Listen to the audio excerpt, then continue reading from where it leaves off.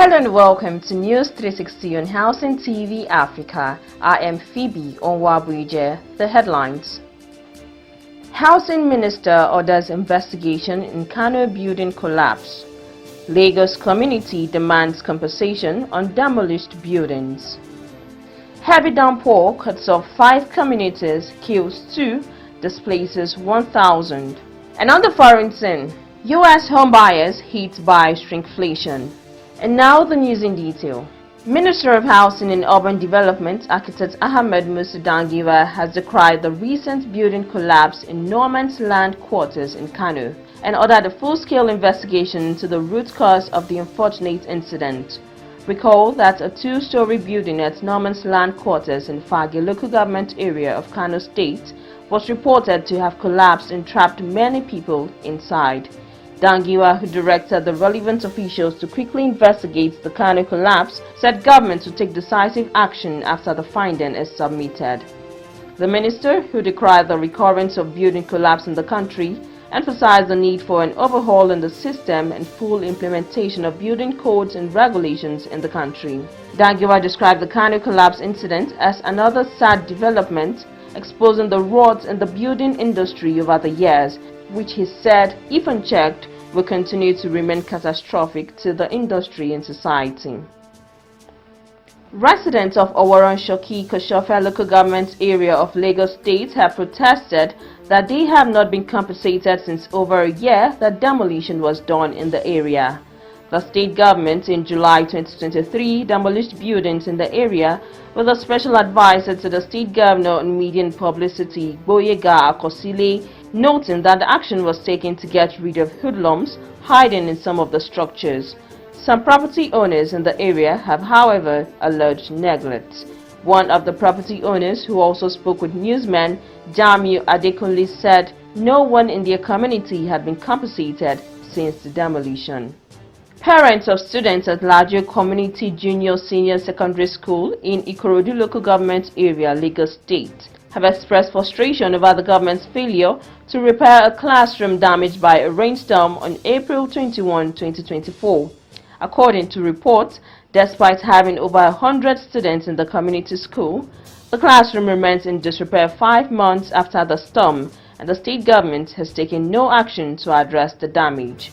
Newsmen reported on Saturday that despite the poor state of the school's learning environment and repeated pleas from the community for the state government's intervention, students will be forced to study in cramped and inadequate conditions, with school resumption across the state on Monday.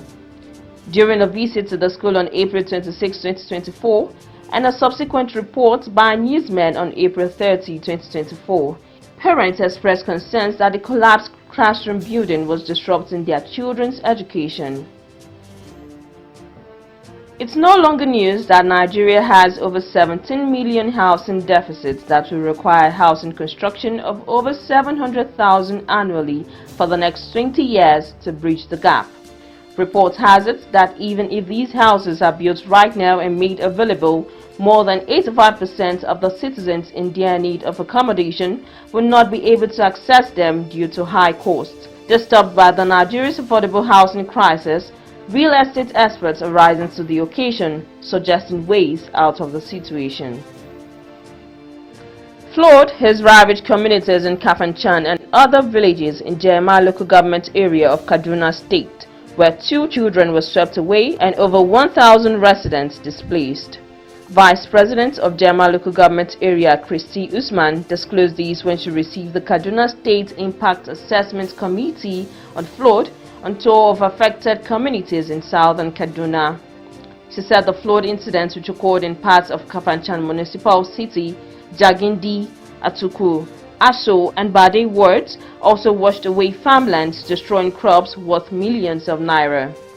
Briefing journalists after visiting the affected communities in Sanga, Jema and Kachia councils, chairman of the committee and chief of staff to the governor, Malam Kila, said thousands of people need immediate assistance.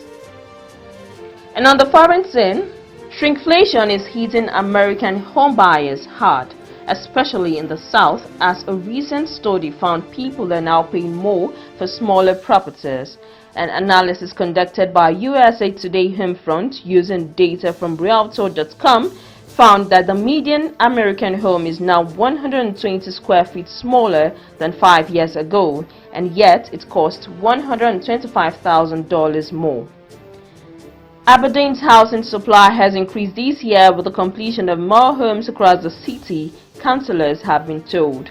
Members of Aberdeen City Council's Communities, Housing and Public Protection Committee last week noted progress made on the delivery of Aberdeen City's Affordable Housing Delivery Program.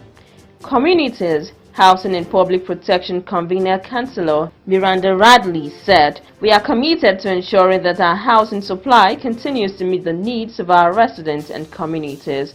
Councillors held that over the past year, there were 806 affordable houses made ready to move into, the highest amount of homes completed through the Affordable Housing Supply Program in Aberdeen. More stories on Housing TV News at the top of the hour. I am Phoebe Onwabwije. Thanks for watching. Bye for now.